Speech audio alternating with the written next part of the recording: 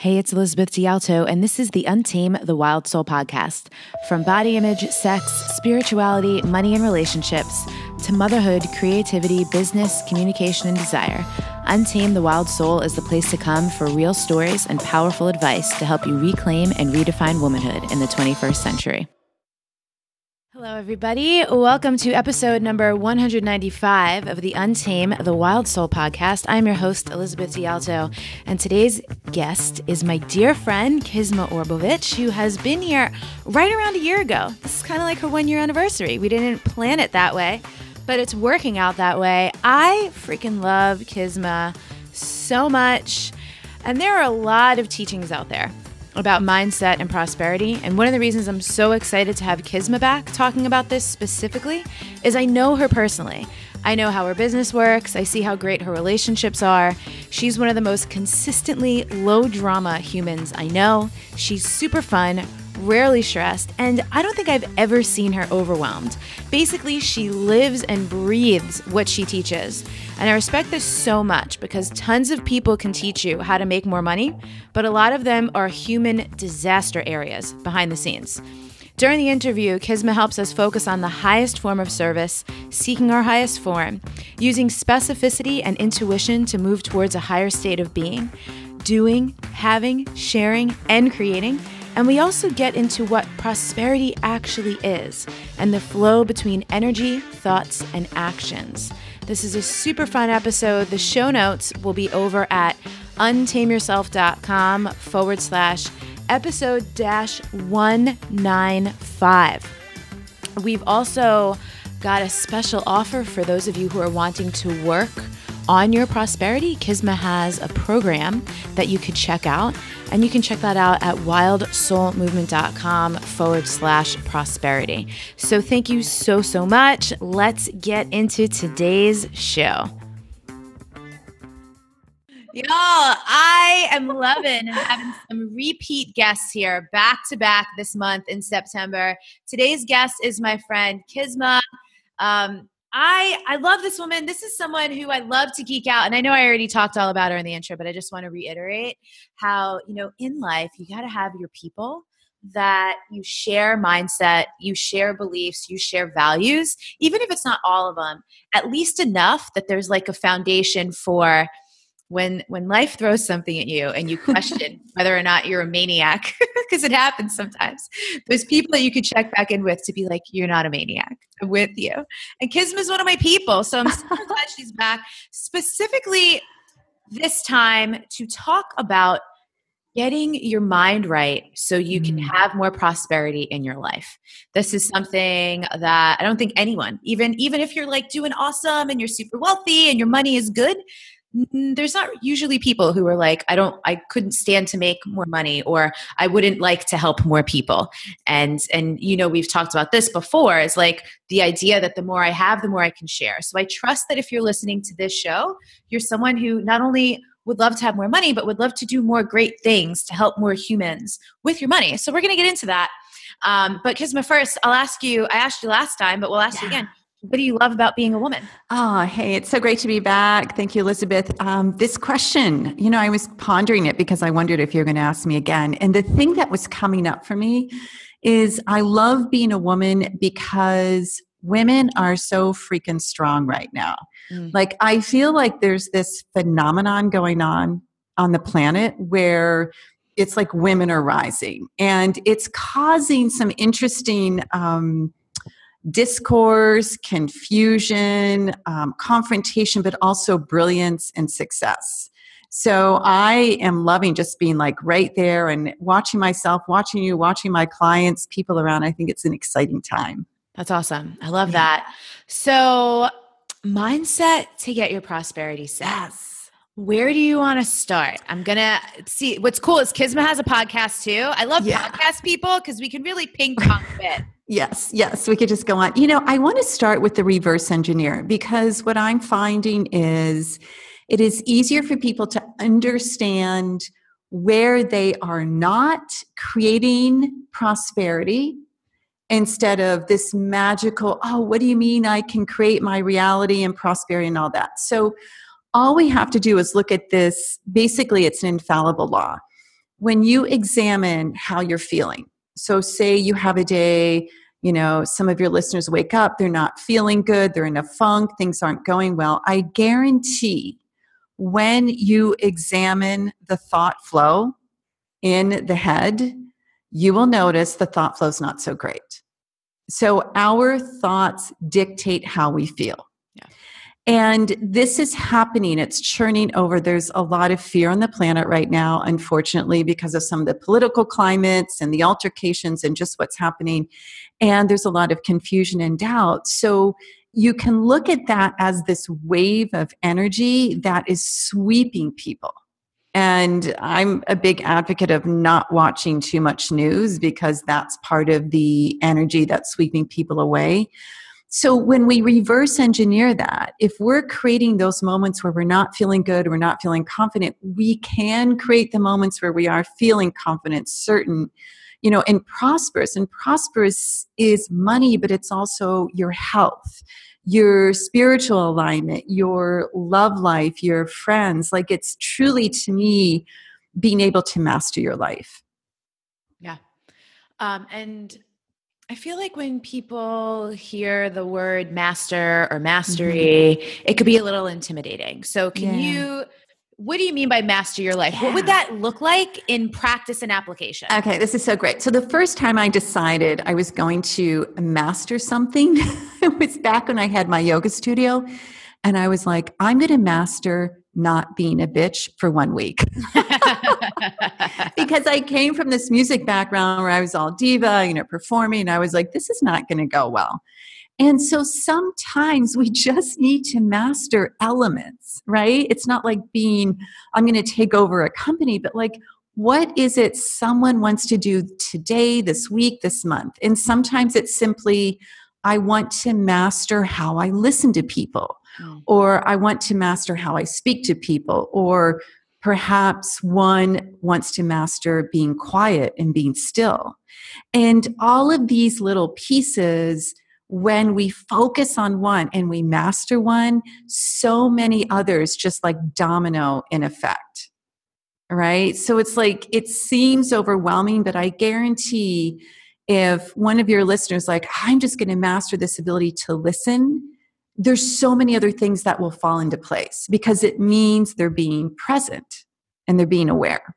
Yeah, this is great. So I love anytime we could take something that feels like a big concept and break it down, or like you said, the reverse engineering, and go, hey, yes, we want you to master your life, but let's do one building block at a time. Right. And then they all add up because this building block actually has like 7 little ones, Right, exactly. It is like Legos. You get that big one and then you got the 3 little ones that fit on top of the big one. Like, that's kind of what it is.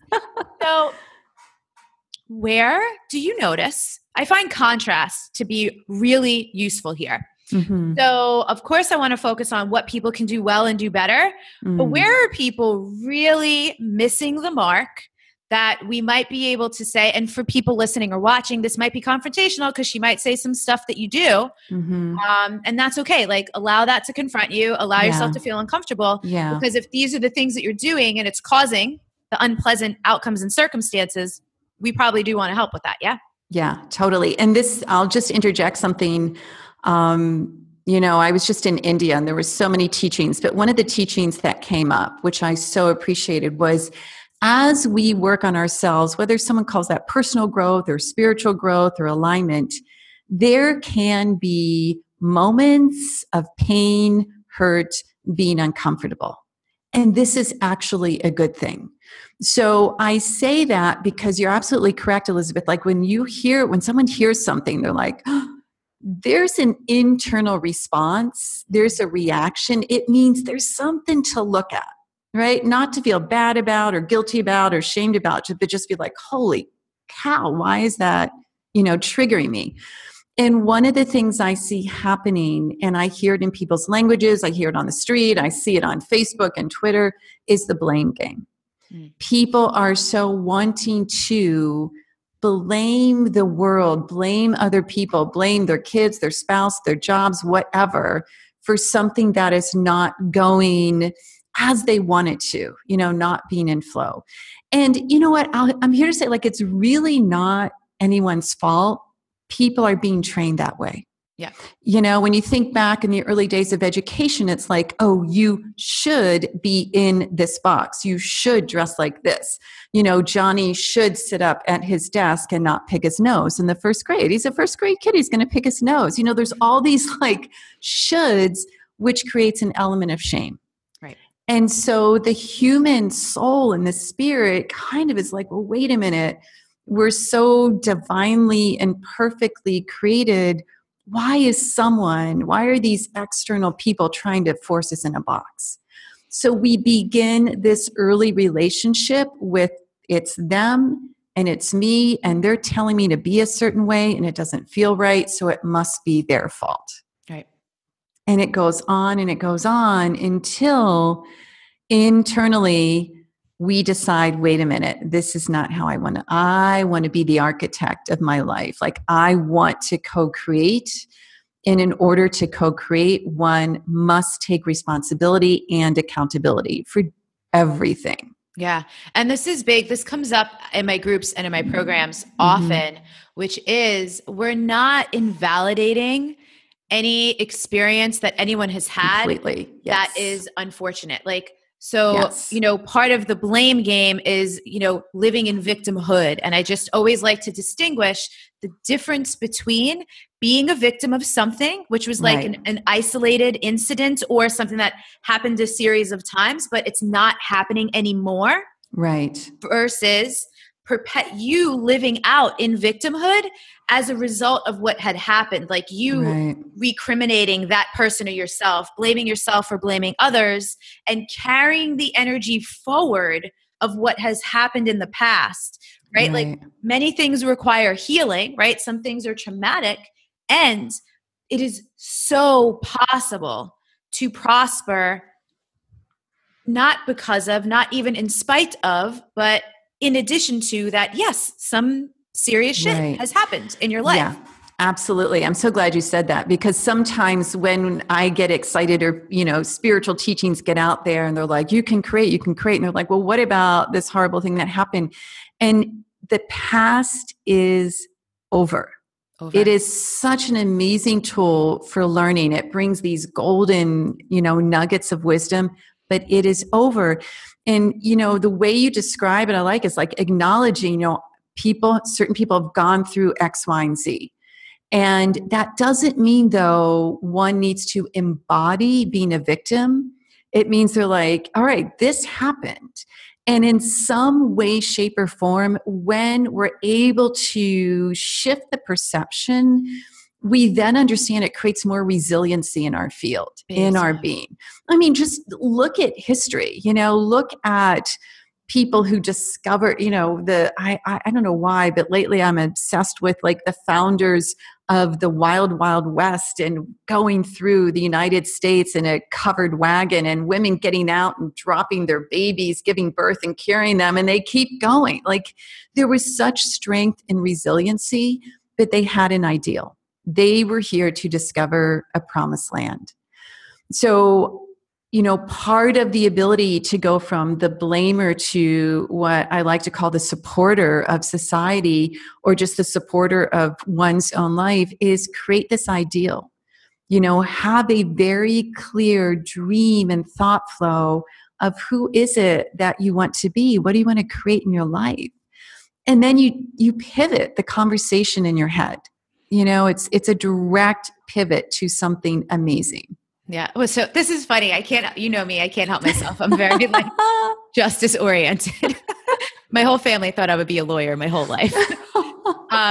Obviously, y'all, we don't want to promote you going after your ideal if it involves like stealing things from others or marginalizing other people. That's not an idea. I know. But I just need to say, whenever someone references like founding fathers of the United States or whatever, I'm like, and a lot of that was taken at the hands of others. Yes. So we're certainly not in. Do not rape the land, hurt another creature. Yeah. But in terms of the resiliency of keeping on going and keeping your eye on the prize and believing in something before you see it. Absolutely. Because I know you. I know that's what you meant. I just wanted to be really clear. Because we'll get emails. There are no guns involved in bows and arrows. Right. I just wanted to be clear because people will email us and be like, hi, why is she cool with this? And I'm like, she's not. I'm really taken with the woman who was able to have a child and keep going. Yeah. Yeah. Do you know that? It's phenomenal to me. But yeah, don't rape the land, people. So, yeah. So continuing on this thread, what if people have had an experience for so long? I find that they could be like, yeah, that's nice for you. Mm-hmm. Or that sounds great. Yeah. But something is keeping them from putting one foot in front of the other to even see if they could prove the theory. Yeah. It just comes down to choice. And this can sound harsh and overwhelming. But if we look at someone who just cannot find the means to, say, invest in themselves, or they have a certain amount of money in the bank to buy food and have rent, all of that is fine. But here's the gold. The gold is in your thoughts. And even if there is no more money or not the right car or whatever, inside there are elements of prosperity that one just simply needs to focus on again and again. Yeah. And this is action is key. Action is key. But before an action is a thought flow. And before a thought flow is an energy. So there's oftentimes what I see with people when they feel stuck is there's a wrestling with the energy and the thought. It's like, oh, they feel stuck. But if you are determined enough and you're really getting clear on the fact that you have more power than possibly anyone's ever taught you, you will shift your thoughts. And I just say, give it a try. Every day wake up and be like, you know what? There's gold dust in the air. Somehow there's gold dust in the air for me. And I'm so ready to see it. And I do. I see it with my clients and students again and again and again. I mean, the miracles that they create, everything from a teacher in a classroom in an urban city trying to figure out how to inspire, kids to learn, even though there's not enough funding. And by the end of the year, she was getting awards and the children were writing her thank you notes. And it was just because she changed her perception of walking into that room every day. Yeah. I love this because I think it's Gandhi quote used so many times. It's be the change you want to see in the world. Yeah. So how do we actually be the change? We have to show up to the same thing differently. Right. Exactly. It's our life is made up of a series of experiences. Every moment is a different experience. And one experience, if you just take the example of a cigarette, to us, we're can't stand it. There are people out there that still love the cigarette. So the pleasure is not in the cigarette. It's in the perception of it, because we hate it, but someone else loves it. Yeah. So when our perceptions can change, I'm not saying change the perception to smoking is a good thing, but just in the series of experiences, our life is a result. The level of experiences will determine the level of our life in terms of happiness or sadness or frustration or flow. So how do you help people? They need to expand the mind so their other perceptions are even available to them. The mind can only conceive of what it knows, right? There's so much in our unconscious. We kind of as adults shut down the imagining faculty. Yeah. And so how do you encourage people to even expand the mind so they can have a different perception of things? Yeah, that's a great question. I believe people have been exposed to higher ideas and different ways of being, but like you said, oftentimes it gets shut down. So one thing is back to that ideal. It's a simple contemplation of what is important to you. What is something you want to create or to be or to see in your life? And toss it up there. It's not a goal. It's not a result. It's an ideal. It's bigger than you. And it has some sort of meaning that serves, I like to say, the entire planet. Yeah. Because when we go from something that is only selfish, we might get there, but it's, I believe, not quite as rewarding for people. But when we have an ideal, that not just serves us, but might serve your family or your friends or your work or whatever, it's starting to have that ripple effect to serve the planet. And so that's a bigger thing. And when we have an ideal, people get more excited. And you begin to focus like, that's where I want to go. So what is it that I need to do next to get me to that place? And it's really just step by step, breath by breath, thought by thought. Yeah. And I appreciate this. You just said, what is it that I need to do next? I feel Right. like what stops people in their tracks is they look at the ideal, which might be on the horizon, and they Right. don't actually know. So Right. this is one of the things, y'all. This is why you need some guts and some resiliency, because Yeah. sometimes the steps don't reveal themselves. This is so You get true. the next one. You're laying, I think we've said this before on the podcast in other contexts, but like you're literally laying it down brick by brick. Yes. And often you don't have the next brick yet when you're standing on the last one. This is so true, but I want to inject something too, is again, oftentimes we're taught by society to label things as good and bad so quickly. And there could be an interruption in one's life. There could be an event in one's life that right at the forefront, you're like, oh my gosh, this is horrible. Yet you don't know what the series of events are down the road. Like maybe that Band-Aid needed to be ripped off. Maybe something needed to happen for the pivot of perception. Yes. And for a human to be like, okay, harness that resiliency and keep going. And there could be just a flow of amazing events after that, or an entirely new path. I love to swap some stories on this because I love to just give people proof, right? Because I feel like confidence comes from evidence, and until you see it in your own life, it's helpful to hear it from other people's perspective. So do you have one either from your own life or a client story relatively recently? I have it's kind of a lofty story, but I'm going to share it because it meant so much to me. Swami Parthasarathy, who's the guru I study with at the Vedanta Academy, he's 90 years old now. When he was around 83, he still played cricket. Cute little Indian guy playing cricket.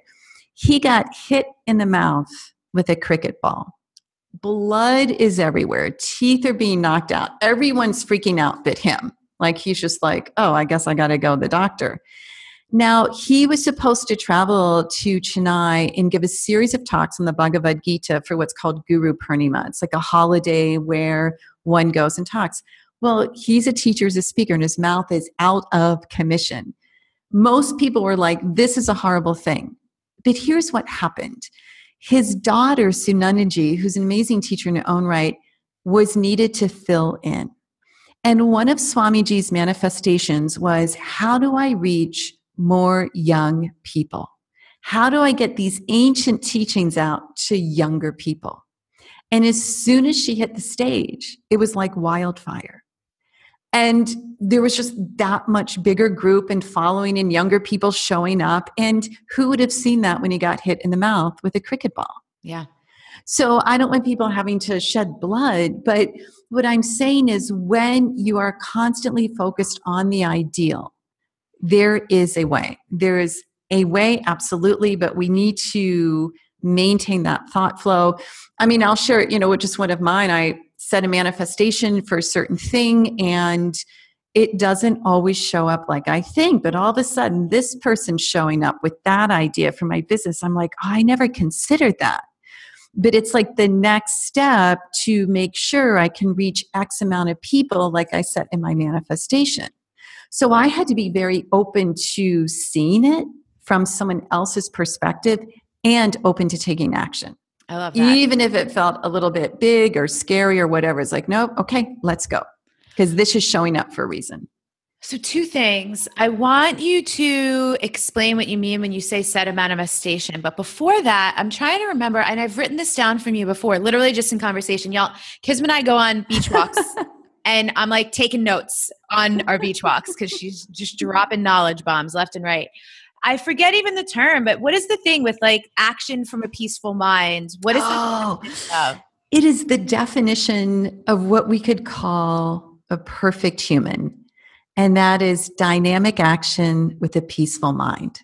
I love this so much because I this is know. something even recently, it comes up in my mentorship a lot because like as I've taken these women, it's a 9-month program and we're in like month number 8 right now. And just like kind of reminding that like the emotional state, the energetic state that you're in when you take action is Yes. going to be the momentum behind that action. Absolutely. So when you're doing stuff out of fear, guess what's good? That action is going to ripple out more fear stuff, or what is it going to boomerang back to you, right? Exactly. So peaceful mind, when you take action, is going to net results that like feel good and create good in the world. Right. And there's a couple, this is so good.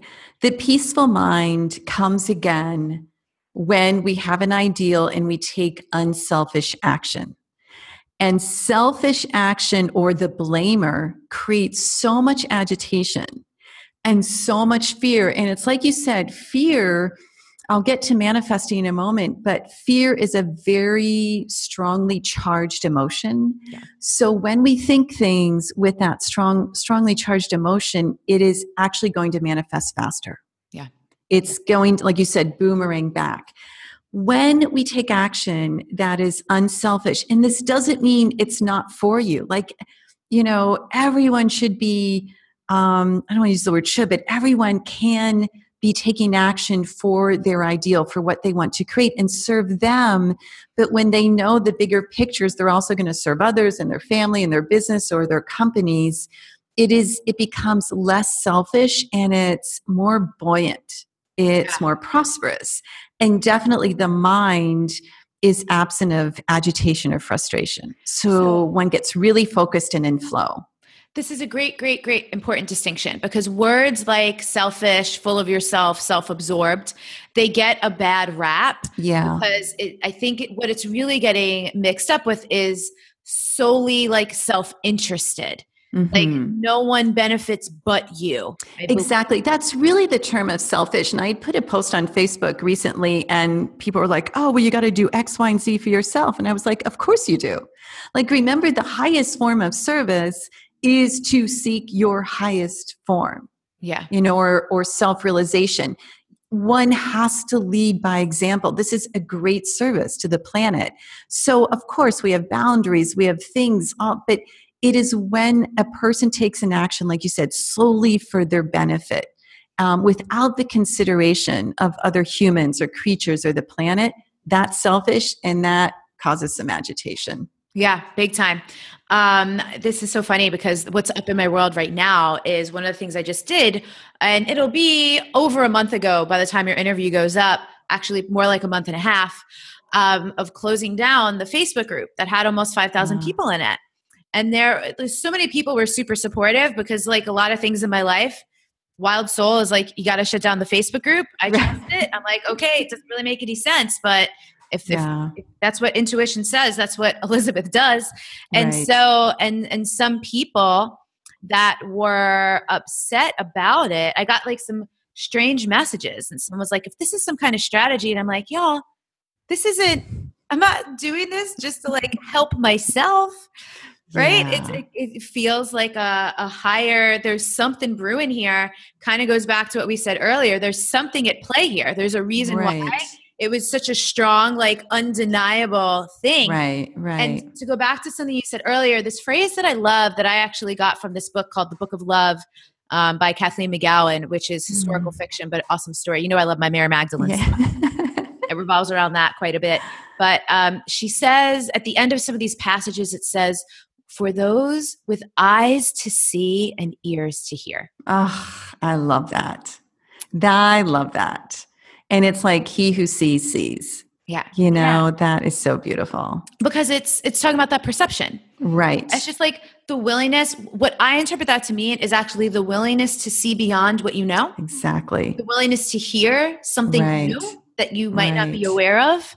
Exactly. Yeah. Intuition is key. And, for those that feel like, something's being taken away, that is like coming from a lack energy. It's coming from a victim energy. It's coming from a blame instead of like, man, I'm so grateful I had this group for however long I was in it. So it's unfortunate, but and plenty of people had that response. I'm sure the people majority express that than the other stuff. Totally. Your people are like that. And you demonstrate that. But I think too, it's like when we take a pivot, when we go on a different course, and especially when our intuition, our higher self is like, do this, there will be those elements of either the subconscious, the conditioned personality, or external forces that come and be like, no, I want you to doubt, and I want to hold you down. Mm-hmm. And we really have to shake it off. Like we just got to cut the cord, shake it off. Like there's a jellyfish on you. Just like cut that sucker off and go. It is not the energy to hold on to. Yeah, big time. Quick break in the show to request 3 minutes of your time to help us continue to improve all of the ways that we love on you here at Wild Soul Movement. From the podcast to our programs to our retreats and events and our free experiences that we offer, the team and I have put together an epic survey. You can find the survey at wildsoulmovement.com/survey. It's anonymous, so you can really shoot me straight without worrying that I'll take anything personally or hold it against you. And honestly, I wouldn't have done that anyway, but I know anonymity makes people feel safer sometimes. So basically, we want to know what you want, what you need, and what you desire. So if you've ever wished that you could sit me down and ask for exactly what you want, this is your chance. So again, the survey is over at wildsoulmovement.com/survey. Head on over there ASAP, fill that thing out, and buckle up because 2018 and beyond are going to be incredible based on your feedback. Thank you so much. If you get anything out of this podcast on a regular basis whatsoever, I appreciate you listening so much, and you taking the time to give us this feedback means the world. Back to the show.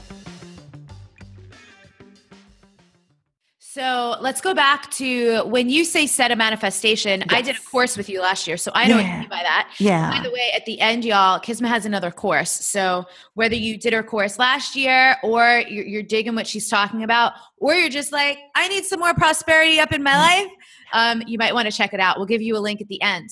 But what do you mean by set a manifestation? Because I think the word manifestation, again, with the dawning of social media and so many people having platforms and so many people, wait, I need a tangent for 1 second.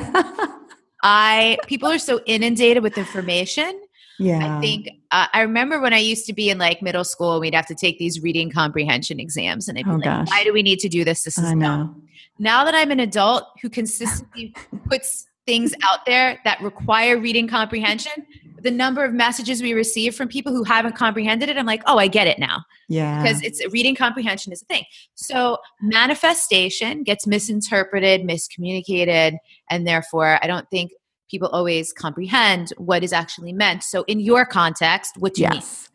In my context, we are always manifesting. We are always creating. So in fact, we're divine creators and we're divinely expressing. And so when we think thoughts, these thoughts go out and do things and they come back to us. When we say words, these words go out, do things, come back. When we take actions, etc.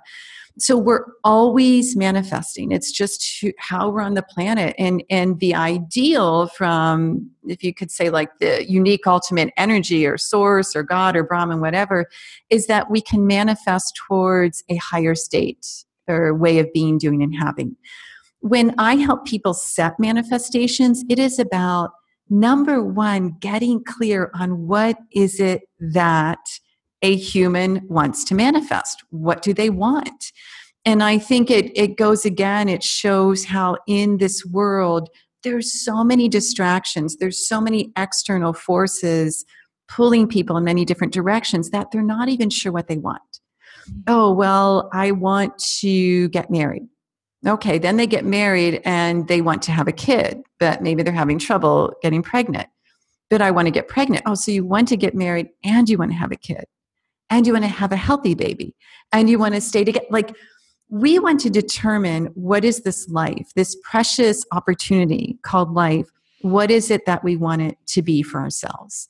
And the more clear we become on what it is we want to create or who we want to be, our thought process starts supporting that, right? We start visualizing it, or we start thinking about it, and hopefully people start taking action towards that. I love this because specificity is Yeah. everything. And, I've learned this over the years in different contexts from different teachers, and it always, always, always comes back. People get irritated with me when I'm like, but what does that mean? Like, let's drill that down a little bit more. Yeah. Let's be even more specific and I'll tell you a funny, funny story about that. Sometimes when people say, like your thoughts matter, your language matters, be specific because the universe wants to help you. Like that Rumi quote, what you seek yes. you. Like life is trying to meet you halfway, y'all. This is why we're trying to help you take the right action that's going to align with your best self. Totally. So, one of the things during my recent enrollment period for Wild Soul Movement, you and I have this in common. I'm not super attached to the outcome. Like I don't really love number goals because it's not, I need to make money because I need to pay my bills and pay my team, and like we need to move forward. So, one of the conversations I have with Wild Soul Movement, I talk to my business like it's its own energy. I'm like, listen, you just show me how fast you want me to move. Like however this thing goes, show me how fast you want me to move. I kept saying, show me how fast you want me to move. But I didn't necessarily say move forward in the business. And what happened was I found my place in Malibu, and I'm moving out of San Diego. Aww. 6 weeks sooner than I thought I would. So I'm saying, show me how fast you want me to move. And life delivers me with a new place to live. Wow. And fast and rapid.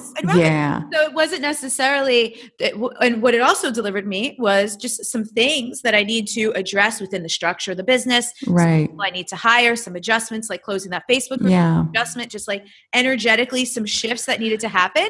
But in terms of like the how fast you want me to move, I wasn't specific about move where or move what. And so I was like, here you go. You're moving to Malibu. Here you come. Next week. Well, you know what would be really fun when you talk to your business, because I love that you do that. And everyone who has a business, your business is an energetic entity. Yeah.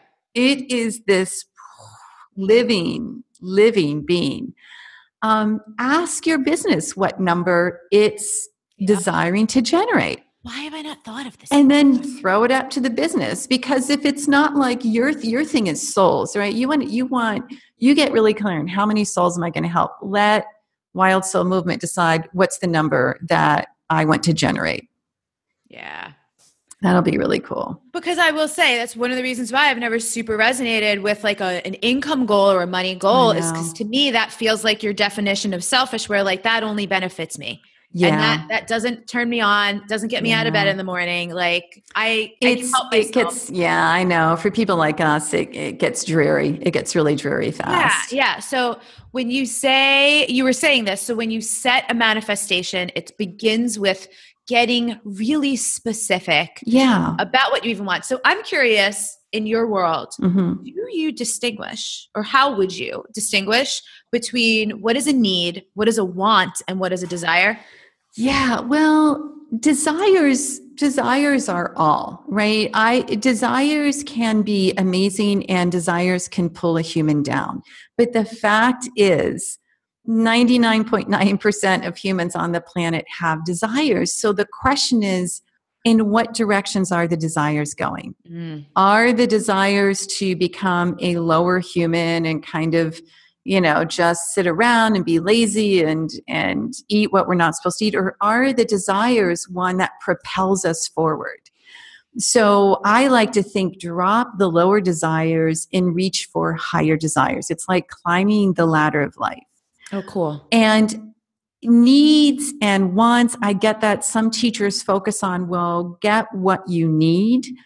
And I understand that from a business, like they're teaching, know your numbers, manifest that, and then go above and beyond. This is a great way to eliminate greed. However, if a person hasn't resolved maybe some of the lack or limitation energy, it can come from a place of neediness and weakness.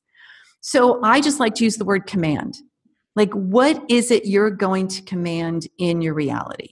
the universe loves a command. The universe is like, come on. I mean, I've never heard the universe say, I can't afford it. I don't have enough time and I'm too tired. It just never says that, right? Now, we are humans and we have bodies and we have minds, but really understanding that same essence of energy that's created the universe is in us. It flows to us and through us. Yeah. So command it. Be very strong. And this is what I desire to create. I love this because you know me and how I love my synchronicities. I'm actually looking up because your partner, Nick, just posted on Facebook, Instagram today, the soul already knows. So this aligns with like what you're saying. The soul also, like, your soul doesn't get tired.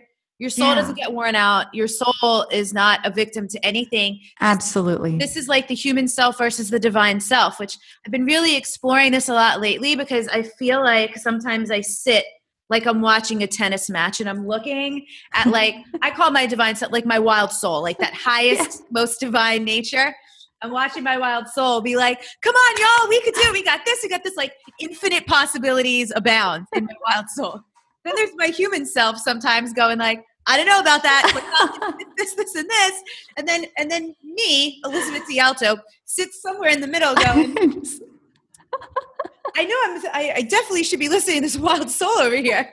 This one's making a compelling argument. Oh my gosh, that is so perfect. It's so perfect. And I think part of it is, that little tennis match is also part of the delight of living life. Yes. It's like, well, let's see how I can navigate this one. Yeah. And you're right. The soul always knows. And if that isn't for those listeners who are like, all right, Kisma, you're full of it. This is hard. Just tap your heart, talk to your soul. Yeah. From the day we were born on this planet, we were given air, water, and even food. We've done a good job mucking up the planet and food wise, but I think some people are turning it around. But all of that is for free. The planet never asked us to pay an oxygen bill, ever. So there is this element of you are taken care of. And honestly, if one begins to shift in that way of like, I know I'll be taken care of, it changes the energy dramatically. It is a different belief system, completely different. And how do people get there? Like, I have a theory. I feel like it has to do with alignment. And that's strictly based on my own experience, because once I had the idea for Wild Soul Movement and I started like taking action that was more in alignment, it was much more easy for me to believe I'm always taken care of. In moments, y'all, and I want to say, not in like these high experiences. I'm talking about in the moments where it didn't make sense. Even last week, you guys, I had to say yes to my new lease in Malibu before I even, and still, I don't have someone to take over my current lease. I might be paying double rent for 2 months, but I was willing to do that because I know I'm always taken care of. Yes. And whether I'm going to be taken care of in the form of like the money isn't a big deal or someone shows up at the right time, even if it's like the last friggin' minute that they could possibly show up. That's how I operate. And I've been practicing it for quite a while. But so even for people who don't necessarily, I was just having this conversation with the mentorship last night as well. Our common purpose, and Anita Morjani, who's at the time we're recording this, her podcast went up yesterday. It was episode 181, talked about how our common purpose, all of our purpose is to just be like the highest and truest expression of ourselves, be the absolute best version of ourselves, use all of our potential, all that stuff. And so, but that doesn't necessarily mean your career. Not everyone's career is going to be the expression of your purpose. Right. So for someone who might not feel like they're in their purpose or they're in alignment, how do they still, I feel like that's when it might be perceived to be harder to feel like you're always taken care of. Exactly. One of the biggest things, and this to me is what's missing in many of the law of attraction teachings, because I've studied some of it, but that's not what I talk about at all in the prosperity training. It comes from a much higher spiritual teaching. Go out and give something. Really go give. It doesn't have to be money. In fact, some of the higher teachings will share that money's great to give, but it's actually at the lower end of the ladder of giving. When someone gives time, when they give energy, when they give their emotions or their intellect, that's a lot to give. Everyone has something to give. And this allows, right, that energy of giving and receiving to really kick up. So if you're just so frustrated, start to write down every day something that you're going to give to another human. It could be wildflowers. It could be you bake some bread, or it could be a telephone call or a note. You know how many people don't get notes anymore? Oh my God. Yeah. Right? Begin to give. This gets your soul like really very, very happy. And it's the flow. It's the infallible law, like what you give, you receive. Yeah. And so when we start to do that, our hearts light up and the thoughts begin to shift. It's like, oh my gosh, I made a difference in that person's world.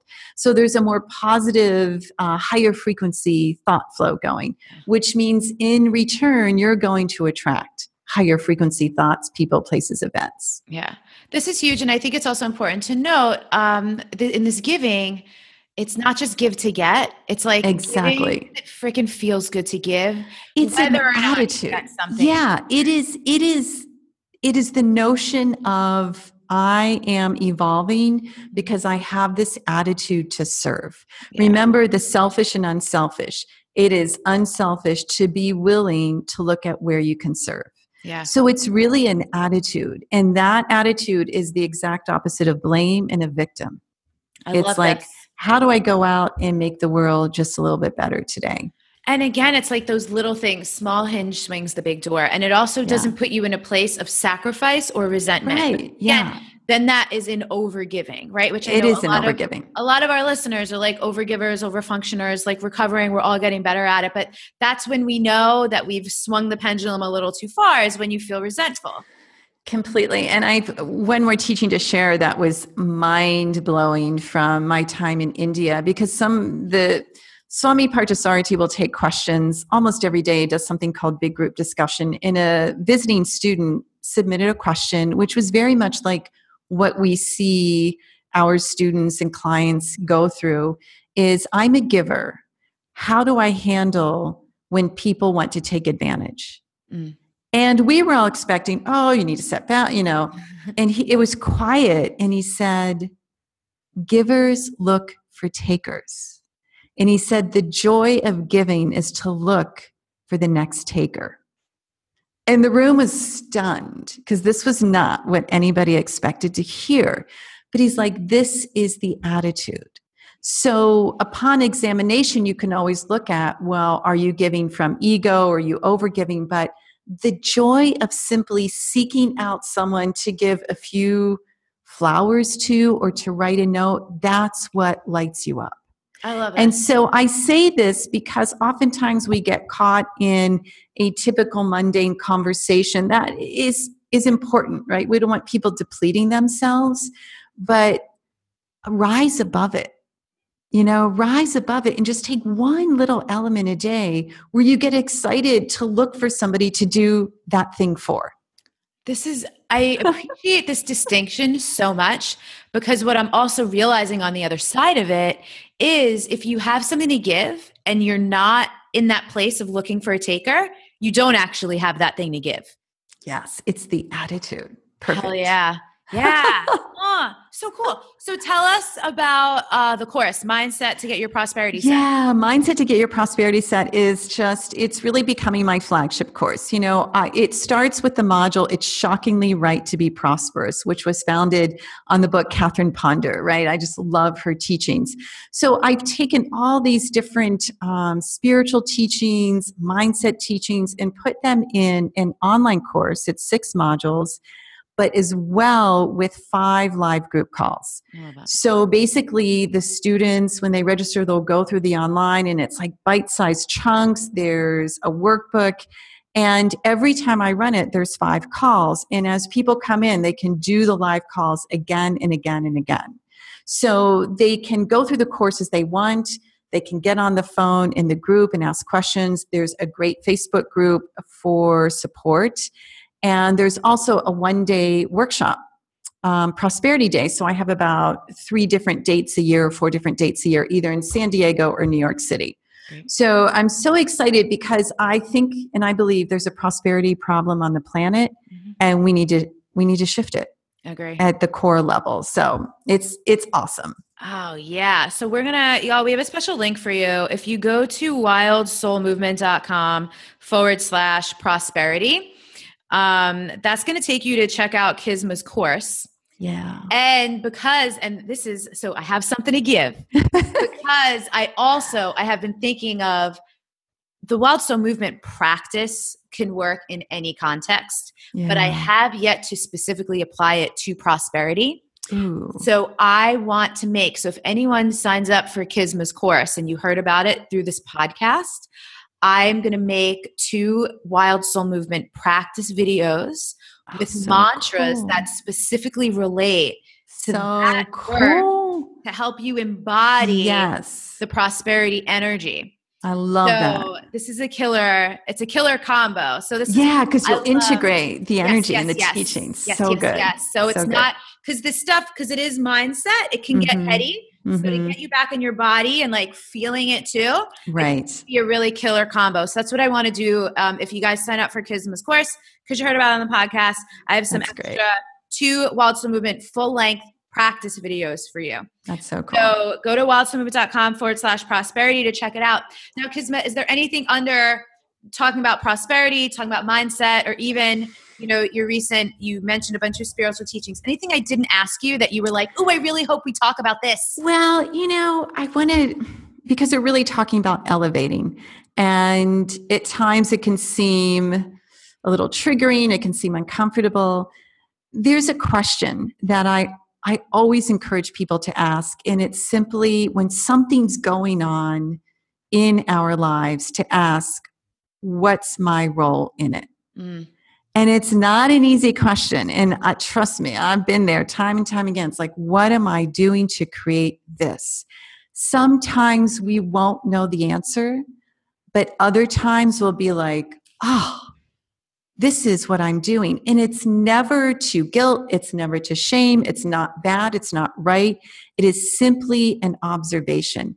Because when we get that moment, it's like this sparkle or this like revelation. It's a pivot. It's like, okay, then I'm going to do this. Yeah.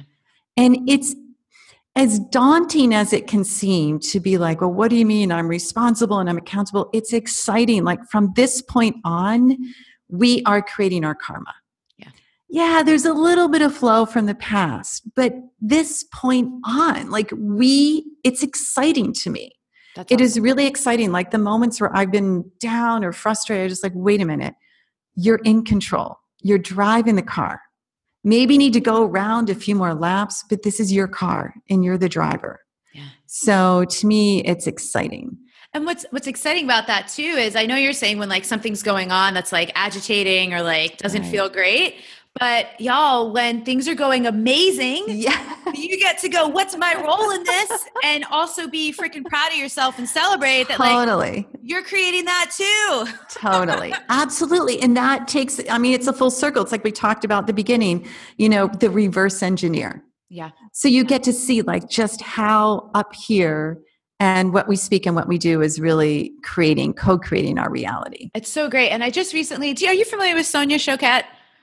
No. I love her stuff. And I just started re-listening to some of her audios that I had from many years ago. And she was just telling the story about this time her mother reminded her that like miracles only take a moment. Oh, so true. And there's so many things that Kisma has shared during this interview that if you were to just sit with it for a moment and just allow it to be possible and sink in and maybe just try it. Like she said earlier too, like, just try it. Yeah. Like the shifts that you can have, the difference that it can make in your life, no matter what is going on right now, could be really big, y'all. Yeah. And if you're interested, I have one prosperity command that is my favorite. Yeah. And let's share it. And this is a great exercise. This is actually, it was Catherine Ponder who created this one. It's everything and everyone prospers me now, and I prosper everything and everyone. And spend 15 minutes a day. Everything and everyone prospers me now, and I prosper everything and everyone. 15 minutes a day.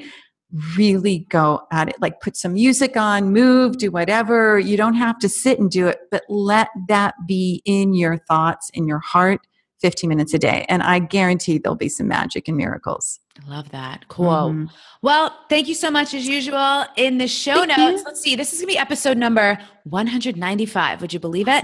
So untameyourself.com/episode -195. We'll put links to Kisma's website, to the program and all those other things. But if you want to head right over and check it out, again, that link was wildsoulmovement.com/prosperity. Thank you, friends, so much. We'll see you later. Intentions aren't enough. Right. So like I can have the purest of intentions when I leave my house and totally still get in a car wreck. Yeah. Right. Like I can have absolute pure intentions. I can have no malice in my heart and still there can be an impact where I have been destructive or damaging, even though that's not what I intended. So I do understand, and there's a lot of work in the spiritual world about clarifying your intentions, being really sure about what your intentions are. I want to add a piece to that. I'm not saying don't focus on your intentions. That's where we all start. For everything we do, we have an intention, and that's why what we carry through with. But we have to start looking at like, what's the outcome? What's the impact for other people? And listen when people feed that back to us, and then be willing to be transformed and changed by it. Change isn't strictly an internal thing as a, this like you were in a vacuum and you had this massive epiphany and, you are this self-developing organism. It also comes from other people feeding back to us. Here is the outcome. Here is the impact of your intentions. So we need to be mindful of that. We actually can't just put that off and say like, haters gonna hate. No, we